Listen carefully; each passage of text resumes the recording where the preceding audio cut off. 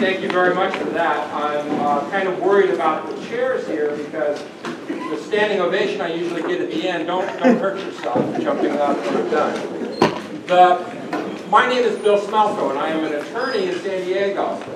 And now that John Lawson is here, I can tell you I am the second oldest person still active in debate, because John is a year older than I am. John debated at the University of Michigan. I debated at the University of Redlands.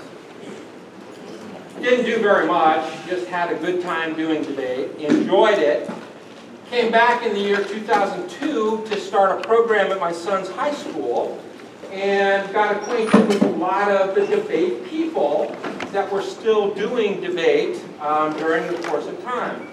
So since 2002 forward, I've been helping out at 5 different high schools in San Diego. And for the last 4 years, I was assisting and helping out at the University of California, Berkeley, with Berkeley's debate team. I consider it a tremendous honor to be here and to have in the audience one of my very, very, very favorite people to judge, because he was, without question, the nicest debater I ever had the opportunity to judge, and this is going back to the 1970s when I used to judge till today. Tyler, I want to give you credit for not having slapped me when I dropped you. I only dropped him once. He was debating by himself because Margaret, who is one of my other favorite debaters to judge, got very ill on the tournament out at the coast. And rather than quit, Tyler said, "I'll debate by myself." Well, Tyler by himself was not nearly as good as Tyler and Margaret together, but it's okay. But it's nice that I can see people that I trust. And I want to compliment all of you, your coaches and your parents. You have picked an institute and a debate experience this summer with, bar none, some of the best coaches and people in this activity possible. I had the pleasure last night of listening to a little bit of Margaret's lecture on topicality, and I learned a lot. I had the pleasure of sitting in a little bit on David Strauss's lecture on counterplans, and I learned even more. What I'm going to do is not talk about the specifics of debate. I'm going to do 4 different things. 2 of them tonight, 2 of them tomorrow. Tonight, I'm going to teach you or talk about how to be a winning debater. Now notice I'm not saying how to win debates. I'm talking about how to be a winning debater. There's a difference. And the difference is material, because when you go back home, I want you to be winning debaters. You're not going to win all your rounds. Heck, you may be debating against somebody else that you're debating. That's here. You're not going to win all your rounds, but you can always be a winning debater. The second thing I'm going to do in the second hour tonight is I'm going to talk about how you can teach debate when you go home. Not all of you have a brilliant coach like Tim Mahoney at your high school. Some of you, when you get home, will be your own coach in high school. And that means you've got an obligation to teach the activity. And trust me when I tell you, teaching the activity is hard, because you can't sort it out and you can't figure it out. And it's hard because there's just so darn much that's happening. So the second part of tonight's lecture is going to be teaching you how to teach debate. And for those of you who want the curriculum materials and be able to take it home, just let your lab instructor know, and I'll send you the PowerPoints, and I'll send you the stuff so that when you do get home, you'll be able to teach debate. Now tomorrow, I'm going to teach you how to win debate rounds. Far different than being a winning debater, I'm going to teach you how you can win debate rounds. Not with particular arguments, not with specific disadvantages, not with dancing or singing or poetry or what Tyler used to win with, disadvantages. but rather just how to win debate rounds. And then finally, we're going to talk about what debate means in the real world. Because see, debate ends. Debate is a means to an end, but debate also ends. I gave a speech at the Tournament of Champions called the Keynote Address at the Breakfast of Champions. The title of my speech was One More Round. I talked about how I wanted one more debate round. You're lucky you get 2 or 3 or 1 or even 4 years of high school debate. You get 4 years of college debate if you want it. You've got all the rounds in the world. But as Tyler will tell you, as John Lawson will tell you, as the debaters who debated and loved the activity will tell you, it ends. And when it's over, there's no more debate, but there is an obligation for you to take debate and do things like be a debater who goes to airports when a travel ban is announced and help victims of the travel ban be able to stay in the United States. She was a debater who led that charge. Taking what you have done as a debater and using it becomes very important. The people I debated against, well, one of them saved the United States economy. One of them headlined the only effective way to prevent the impeachment of a president of the United States. One of them was one of the 2 debaters who decided the presidency of the United States in the year 2000 before the United States Supreme Court. That's the kind of things that debate can do. And so the last segment of my little presentation here at Michigan State University will talk to you about how debate means more than just debate. Because debate is a means to an end, and debate ends. But debating never should end. All right, for those of you who like outlines, and those of you who like organized presentations, this is probably the only organized presentation I'm going to give. I'm going to talk about 3 things. How you can be a winning debater before you get to a tournament. How you can be a winning debater at a tournament. And how you can be a winning debater after it's done. And in each of those categories, there are 5 subcategories. 5 things you need to do. 5 things you should do. 5 things, if you do, you will become a winning debater. The other title for this little lecture is The Saga of Sam and Jake. Have any of you seen the movie Resolved? Then you know about Sam Iola. Sam Iola debated at Highland Park in Texas. He was great. He got even greater as soon as his partner, who we call Boy, Matt, became his partner, Matt Andrews. They went through a period where they won 5 straight national tournaments and never lost on the affirmative. Sam was great as a debater. Jake, how many of you go to Glenbrook North? Anybody? No. Oh, man. Jake Ziering. Somebody goes to Glenbrook South? Oh, congratulations. You have John Voss as the coach. You can go home. Jake Ziering was probably the most accomplished high school debater of all time, winning TLC, winning NFLs. He was top speaker everywhere. And between Sam and Jake, you had 2 of the greatest debaters of all time. I was lucky because I got to be their coach when they debated together in college in 2009, the last year that they debated. And the lessons that I want you to learn from this first little segment is don't be Sam and Jake. And you'll find out why as we go along.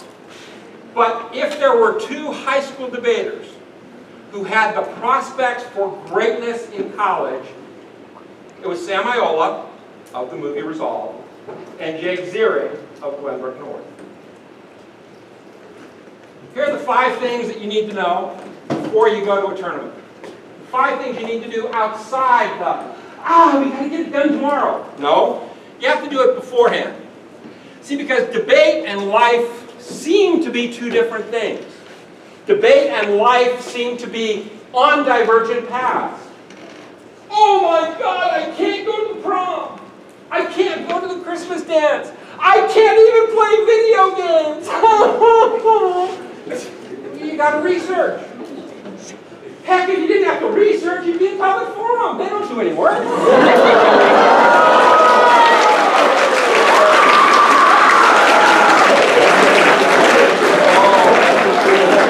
You hear the one about LincolnDouglas. Oh, geez.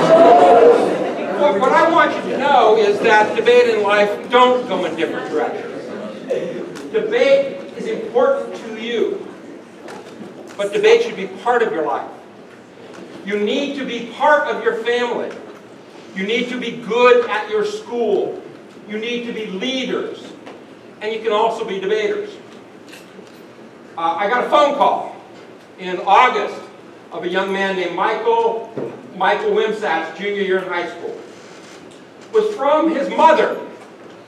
And his mother said, "My son lives for debate." Michael, at the age of 18 months, developed a disease called singular muscular atrophy. He couldn't move his legs. He couldn't move his lower torso. When we flew anywhere, you had to hold him because as the plane was landing, he would have collapsed in front of his seat because he had no muscle control. Yet Michael Wimsatt was the best debater I ever knew. And I got a chance to coach him for 2 years in high school. And of course, I hear that comment all the time ringing in my head. My son lives for debate. Well, it's bizarre because I coached Michael at the end of my coaching career. But there was a young man that I coached from Bronx Science High School in New York when I taught at Harvard in 1975 and 76. And his name was David Glass. And if you Google him, David Glass happens to be the head medical researcher for Novartis Corporation. He is also an accomplished medical scientist and researcher, and he is also a very accomplished debate coach for Harvard University. David Glass is the leading authority in the world on Michael's disease. So here I am. My last debater has this condition that really affects how he lives and how he works and how he's able to do things. One of my very first debaters that I coached happens to be the world's leading authority on my last debater's disease. One of the best things I ever did was help the University of California, Berkeley at the first Harvard tournament during Michael's freshman year. Because I was able to put Dr. David Glass together with Michael Wimsatt, who was a pretty good debater, right, Tyler? Okay. Excellent. I saw him beat Michael, and I saw him beat Tyler and Margaret in the finals of a tournament on the West Coast one year. But Michael and David were together, and I said, David, do me a favor. Just tell me about Michael. So they sat down and talked for an hour, and like a doctor, he reviewed him, and he saw what's going on with Michael. We went across the street to Starbucks, and we sat down, and I said, tell me what's going on. He said, Bill, this kid doesn't live for debate. This kid lives because of debate. So however important debate is to you, and it should be, always remember that debate is a part of life.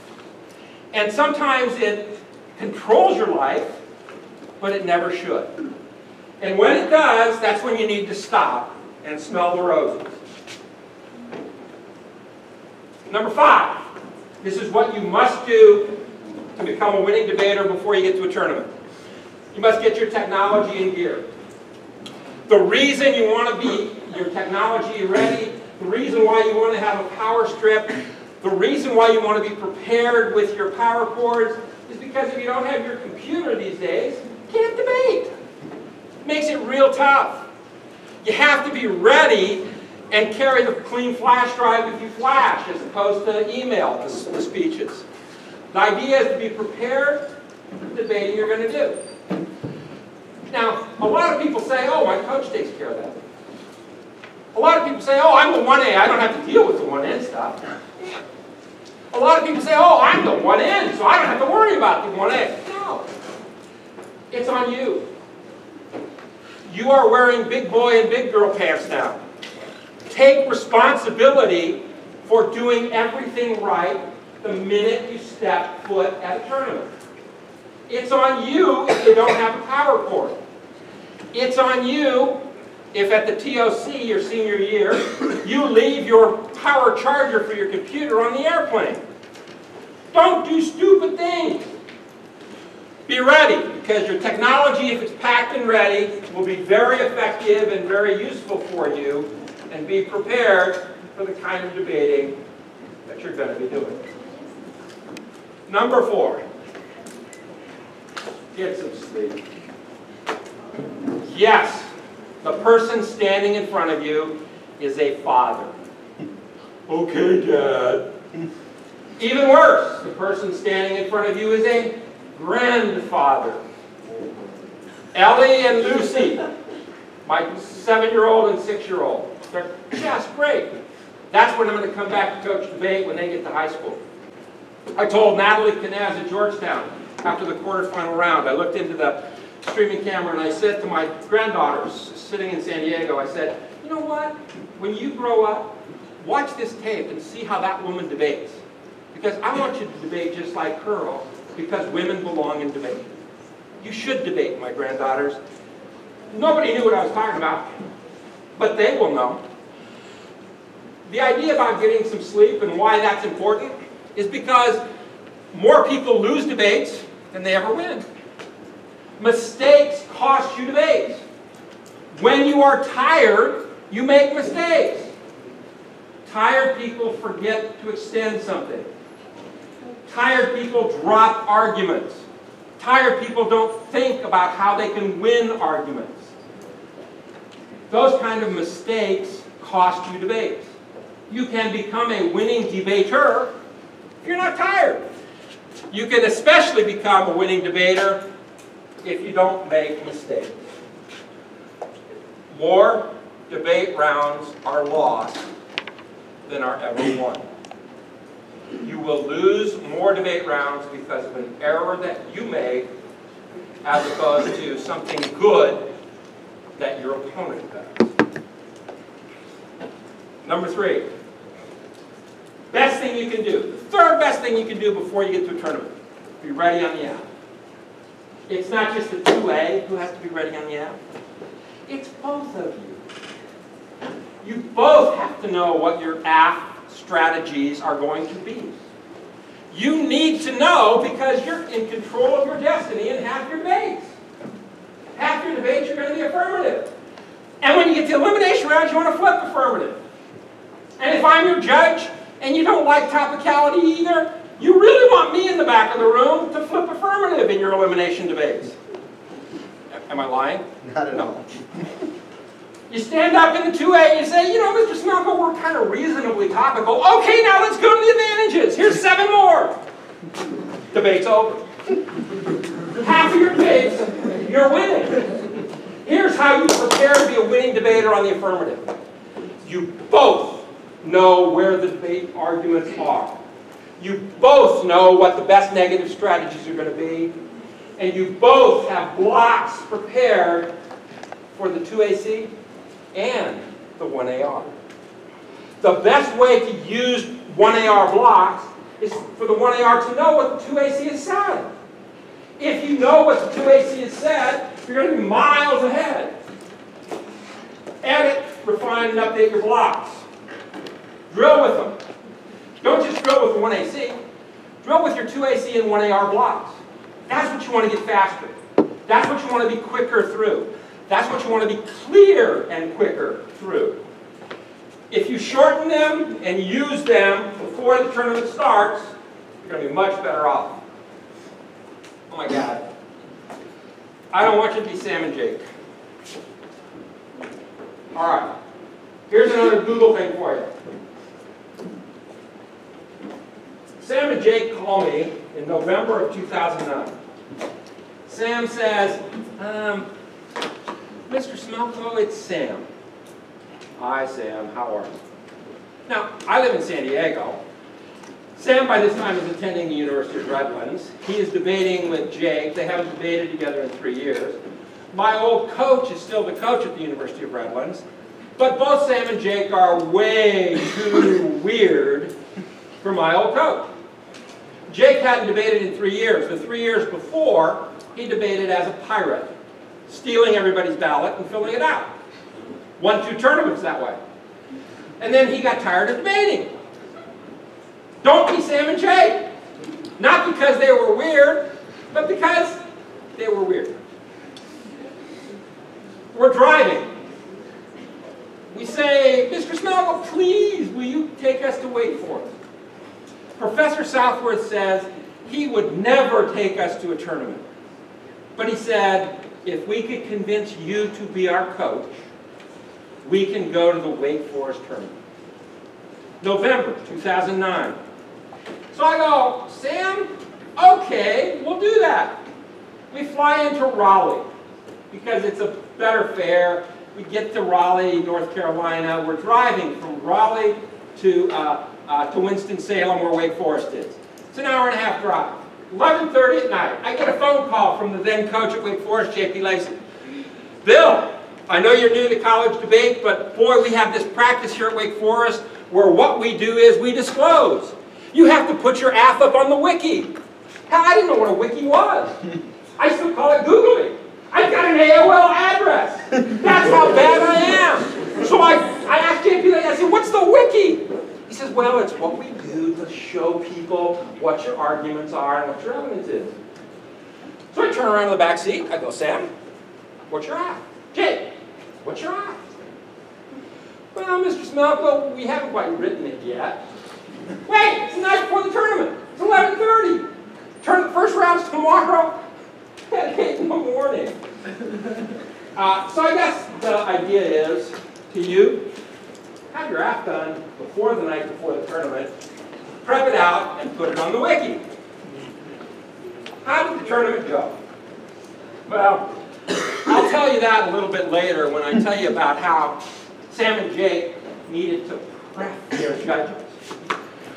But if you are preparing to be ready on the affirmative, you must have tags that are clear, that are concise, and that are as short as possible. Editing, cutting wasted words out of the things you're going to read. Editing and speaking the words you're going to say. Editing and cutting down so that you save time. Time in a debate round is your ally. Oh, but time in a debate round is your worst enemy. That's why people talk so fast, to get so many arguments in. People say, oh my God, we talk so fast these days. I bet these old farts never would have. Hell, I had the 5th fastest 1AR in the final round of the NDT for 40 years. We talk faster and we're more clear in the mid-70s than even Tyler and Margaret. Well, certainly more clear than Margaret, but not quite as clear as Tyler. Margaret wasn't just not clear, she was mean at this. No. My favorite team ever, no question. When you become teachers of someone, whether it's students, your children to be, your grandchildren, let me tell you a secret about teaching. Good teachers teach you what.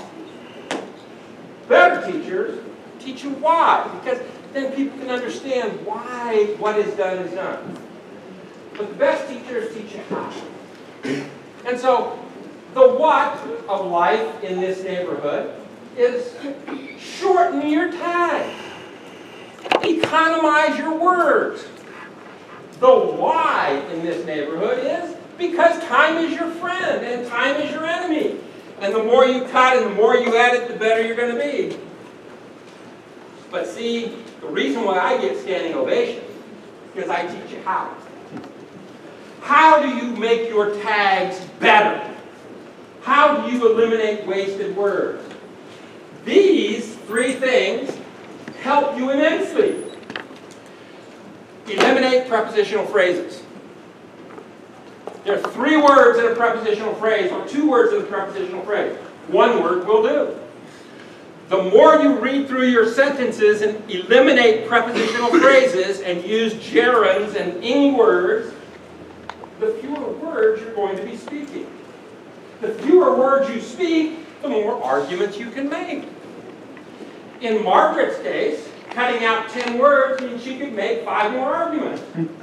In Tyler's case, cutting out 10 words means he could make 1 more argument. Am I lying? Not at all. Second, eliminate or reduce the use of the word the. The's a waster. You don't need the. If you cut out the 20 times from the stuff you read, or eliminate it from the evidence that you read because it's unnecessary, that saves you 20 seconds, 10 seconds, 5 seconds. That's 4 more arguments. See, debates are not won with the words that you read. Debates are won with the arguments that you make. The more arguments you make that are good, the more you'll be a winning debater. So before you go, this is how you reduce the size of the arguments that you're making. Go through your 1AC. Eliminate those. And finally, eliminate or reduce the use of the verb form to be. Have taken. Don't need it. Was. Don't need it. Any use of the verb form to be that can be eliminated, eliminate it. Because it's like 3 extra words when you're talking in the past tense. So that's how you economize. Now, you still need to make sense. But what I'm telling you is how you can make shorter sense. Because shorter sense makes a difference. And this is how you change your words that you are writing down and use and make them far more effective. It's the dad and the grandfather again. I've got to use all the time from my mom. Oh, my dad always tells me to say thank you. I'll tell you why. Here's why. Other people spend money to send you tournaments. Thank them. Whether it's the ASB, the principal, the headmaster, the headmistress, whoever it is, the Rotary Club, the American League, whoever it is that's spending money to help your program grow or go, say thank you. Second, say thanks to your parents, say thanks to your teachers, say thanks to your teammates. Now here's a hint. You have the ideal topic to make yourselves straight A students in every other class. Your topic is about improving education in America. Who in the heck at your school do you think knows everything about education? Your teachers, your math teacher, your science teacher, your social studies teacher, your shop teacher, your coach that teaches you PE. When you go back to school, go up to your teacher in science. Go up to your teacher in math.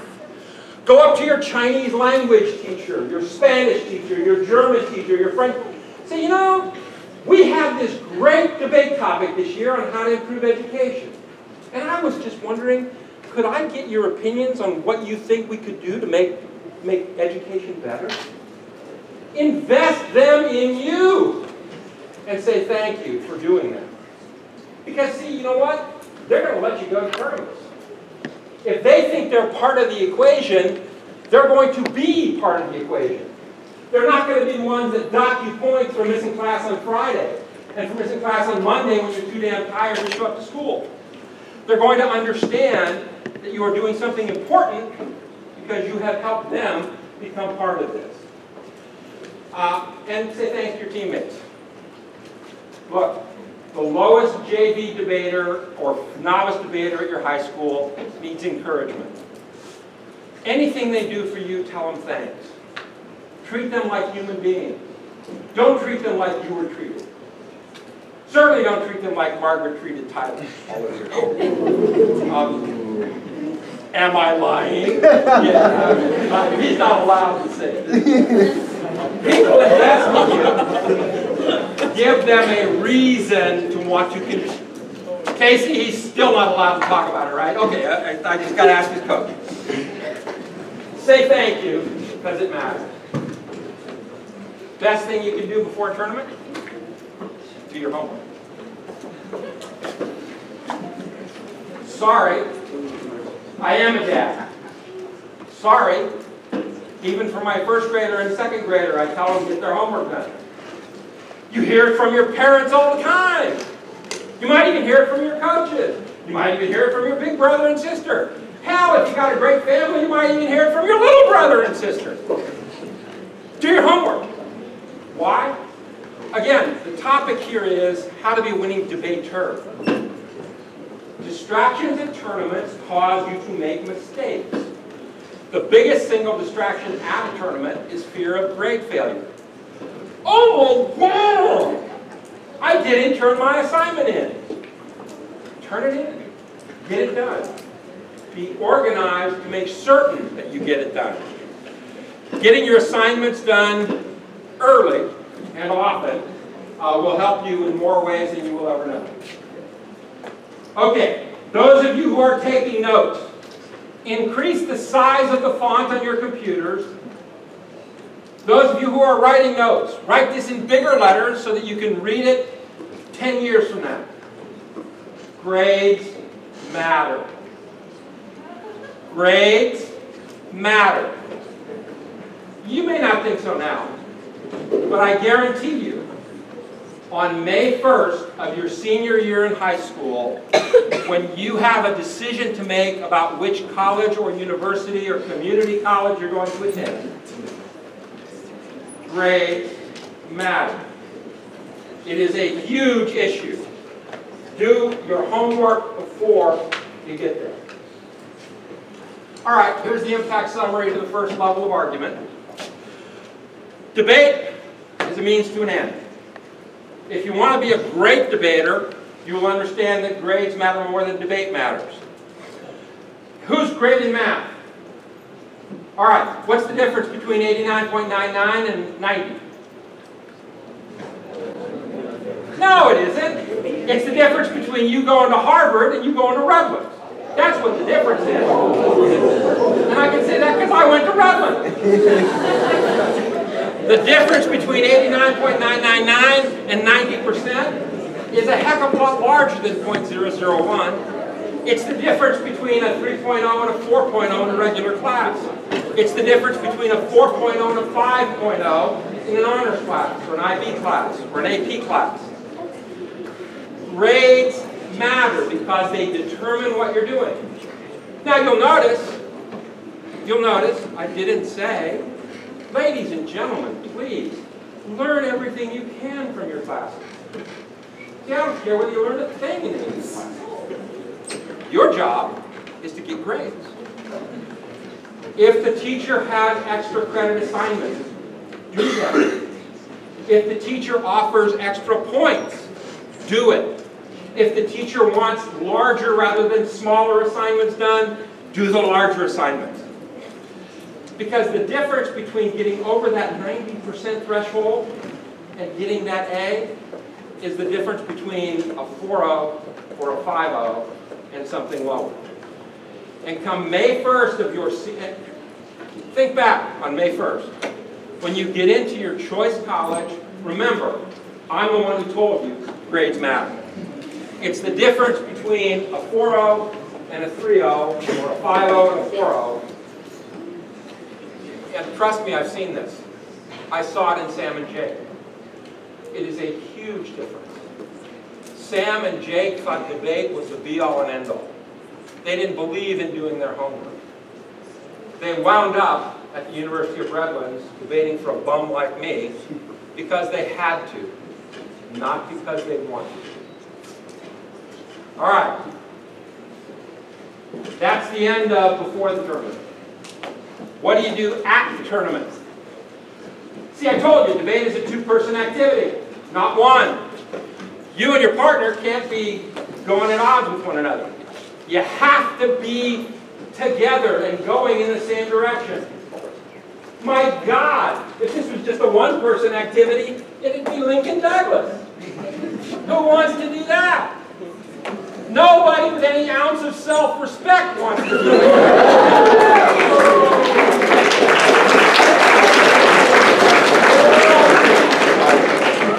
While I'm on camera, does anyone know why they call it LincolnDouglas? Now raise your hand. Come on. Why do they call it? Abraham Lincoln. Yeah, okay. And then Douglas. Casey, do you have an LD lab? We got somebody to sit. Why else? Why would they call it LincolnDouglas? Yes? Because it was both Abraham Lincoln and Stephen Douglas. Oh, that's too easy. The full answer is as follows. Because both Abraham Lincoln and Stephen Douglas are dead, and the competitors dressed like undertakers. Now,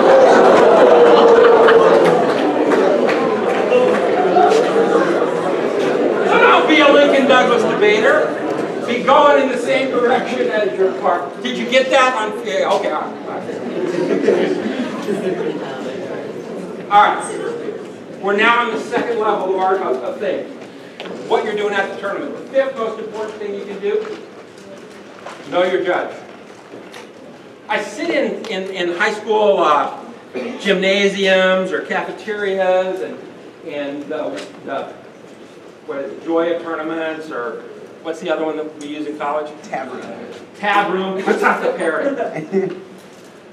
My idiot teams, the first thing they rush for is, who are we hitting? Who cares who you're hitting? Nobody cares who you're hitting. The most important thing is, who in the hell is your judge? The other team doesn't write the ballot, unless they're Jake and Rachel. You write the ballot with the judge. Get to know your judge. You know your judge by reading the judge wiki. You know your judge in advance by reading it beforehand.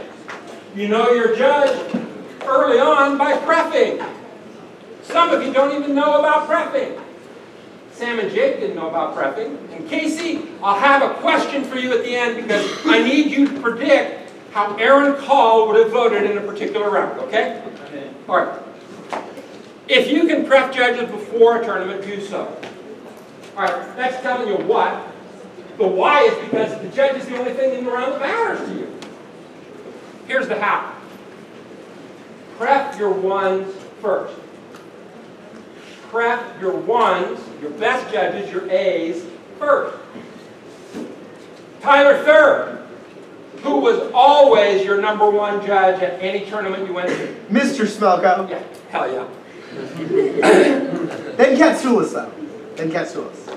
Oh, But it was a long, big gap. Big gap. yeah, sure was. Is he lying, Casey? No, I was #1 on their list. Prep your judges beforehand by prepping your ones first. Get all those judges that you really, really want. Think about the judge that you want in an elimination round. Think about the judge that you want in round 6. Who do you really, really want deciding your fate? That's who you prep on top. The second thing you do is you prep your strikes next. Anybody you never want to see. The crooks of the world. The horrible people that are in, the bus drivers, the parents, the people you never want judging you. Strike them. And pretty soon you'll run out of strikes and have to move them up. But after you do your ones, and after you do your strikes, you prep from the top down. Because you usually have categories and numbers, and fill those numbers in from the top down, and adjust as time goes by. Prepping is tremendously important because you want to make sure that before the round starts at the tournament, you know who that judge is, and you know what that judge's preferences might be. You don't debate to the judge. You make sure the judge likes what you do to debate. Here is Sam and Jake at Wick. Their first tournament. Like I say, they hadn't debated in 3 years. They not only didn't write an affirmative, they didn't do any prepping. They had no app. I turn around and I say, what's your app? We don't know, Mr. Smelko. And 2 songs later, on the radio, comes what was for North Carolina a brand new song. In the year 2525, it was a song out of the 60s. But that's new for North Carolina radio. Okay? So, Sam and Jake here in the year 2525. Sam and Jake's app is written in the year 2525, and what happened because there wasn't no proliferation protection here in the United States and in the world in the year 2009. All of their evidence was from the year 2524 or 2525. They wrote it all. But they got their idea for their app from a song on the radio on the way to the tournament at 11:45 at night. That was their, and they would win. My God, they were good. Except they were 3-2 heading into round 6. All right. Oh, the other thing Sam and Jake did, because they were so damn good, and they waived their rebuttal. We don't need to do rebuttal. We got you beat so bad, we waive our rebuttal. Yeah. Don't do this! Here, I'm their coach. My God, I'm 60 years old, and you're doing that crap? Cut it out, Sam and Jake. So they're going into round 6. And I find out that they're waiving their rebuttal. And I find out that they didn't prep. And so sitting in the back of the room with a pen, crossing his legs, looking down at his flow, is Aaron Call, the coach at the University of Michigan. Casey Harrigan, how did he vote? Do you have the results here? Results.com. It looks like they debated Missouri State. Yes. Carney. And lost. Yeah. They were 100 times better than this Missouri State team, but they had Aaron Call. Did he give them both 0 points or just 1? It looks like round 3, Jeremy Hammond voted for them.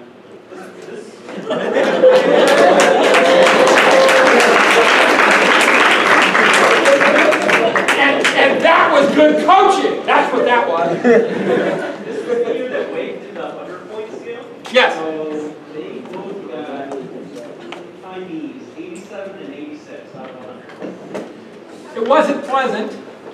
It wasn't fun. It was the first tournament ever that Jake Ziering and Sam Iola had not cleared at because they went 3-3. Don't be Sam and Jake. Because you can't be Sam and Jake. You have to have your app ready. You have to have your preps done. And you can't be Sam and Jake. I mean, some of you are probably the smartest debaters in the country. Some of you have already been to the TOC.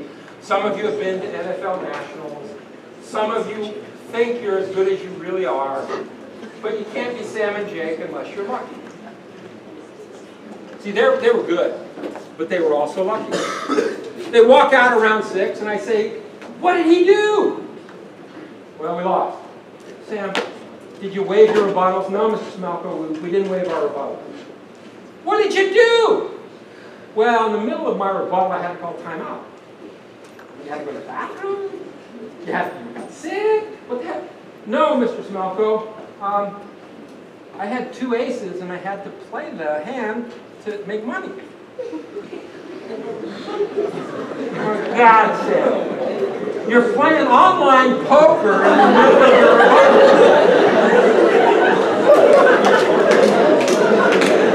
Sam! Jake! I'm changing my phone number. You're never calling me again. It was tragic. As he looked at my crestfallen face, Sam said, we're sorry, Mr. Smelko, but maybe you don't know why we're here. Well, yeah, I know why we're here. Because Southworth said you couldn't come unless stupid old me came with you. See, I wasn't Professor Southworth's favorite debater either. I enjoyed my college debate career, but I enjoyed doing other things too. I played 3 years of NAIA college baseball.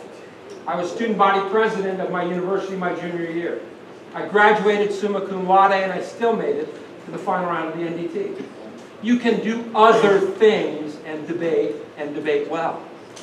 And I say that not because anything, I mean, summa cum laude rather than... But the reality of it is, you can invest yourself in other things. So Sam says, no, Mr. Smelko, you really don't understand why we're here. And if you got your googly stuff up, Google November 9th Poker Millions. The person that won the Sunday Millions on November the 9th, 2009 was Sam Iola. He says, Mr. Smelko, I won $250,000 in the online millions. And I just wanted to debate one more time. My next question was, did you win enough in your rebuttals that we could fly home first class? He said, yeah, we flew home first class. So that's the story of Sam and Jake. And don't be Sam and Jake. Have your app ready. Be ready to debate and know your judge. Here's another dad moment.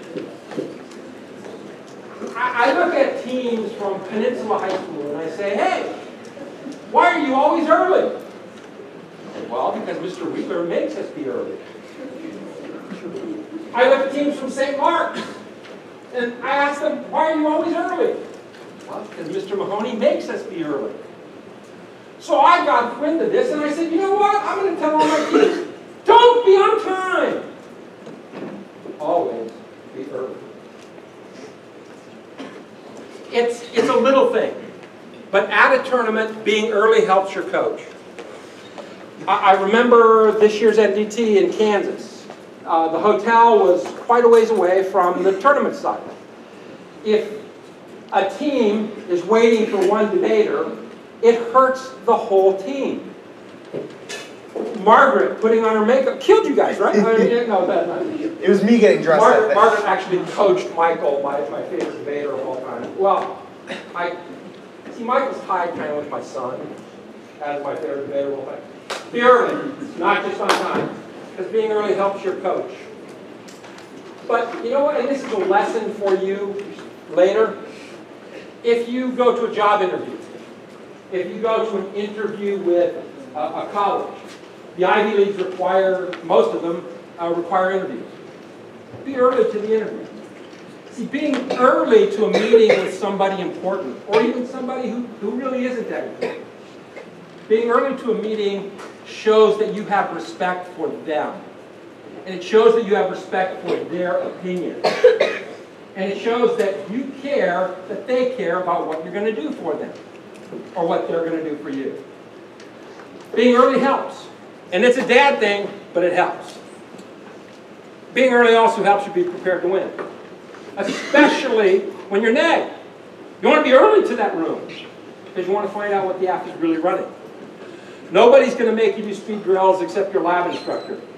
But I'll tell you something, being early makes everybody's life easier. And it means being early to the airplane, it means being early to the bus, it means being early to the car that's getting you there, it means being early to the round, and it means being early when you're ready to go home. To become a winning debater, you have to have a terrible memory. You got to forget. You got to forget the last round fast. And I'm talking whether you win